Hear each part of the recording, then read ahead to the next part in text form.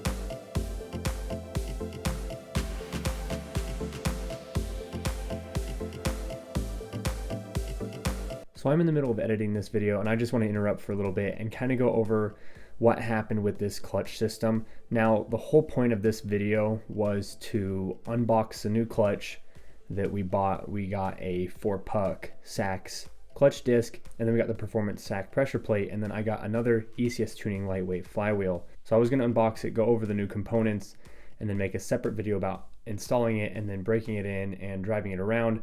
And I'm still doing that, it's just with a different clutch system than the one you see here. And I actually realized once I've opened this up that the pressure plate that I got the first go around was wrong.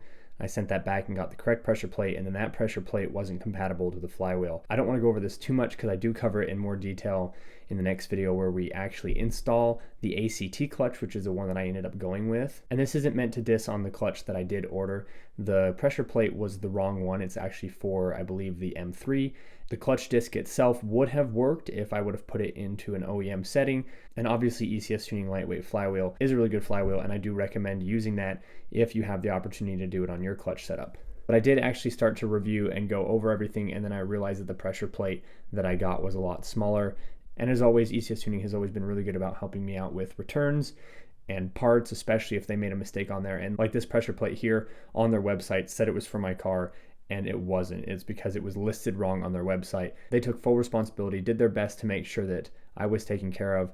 They went through and found the one that would have fit and then sent that one to me, but it just didn't end up working out with this setup. And I feel sad that I didn't get to use this system here. I think it would have really been a good one, but we just were mix matching parts too much and we couldn't seem to get them to fit like they should. So I ended up sending that all back. So just so I can clear up some confusion on this first video, because if you watch this one out of context with the other one, they may be kind of confusing. So that's basically what was going on. So hopefully that makes sense to everybody. With that being said, let's get back to the video. All right, so it turns out I was correct. This actually isn't the right one for the car. It's not a big deal, I guess, just more time I have to wait. It is shorter. It's actually a smaller diameter. It's designed for different BMWs. So I just got off the phone with ECS Tuning. They are sending me the correct one. They have this style, but for the actual size I need it for the car. It's this pressure plate equivalency, but it will fit my car. So the biggest thing I wanted to talk about is this guy right here. This is a brass pivot pin. This system right here is designed to disengage the clutch. So your slave cylinder goes here. So when you push your clutch pedal, it pushes this way.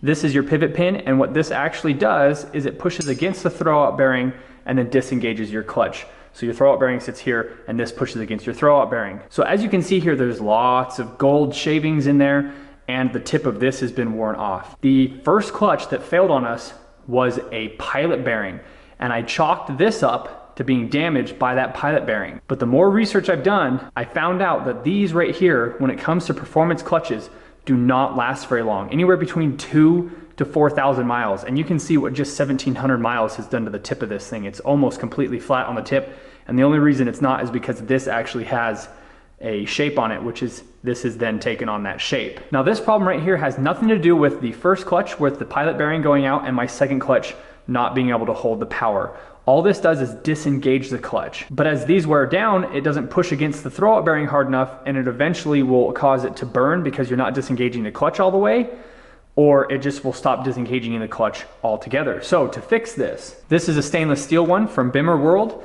Now this is gonna be a much stronger metal. I guess the only downside to this one would be that it might dig into the clutch fork a little bit more and actually damage the clutch fork. But by the time that happens, hopefully this has ran long enough that you're actually in there to replace something else and not just the clutch fork itself. If you're doing an OEM replacement, just use the nylon pin. I wouldn't use this brass one because I wouldn't risk having your daily driver go bad because you decided to spend a little bit of money on your pin.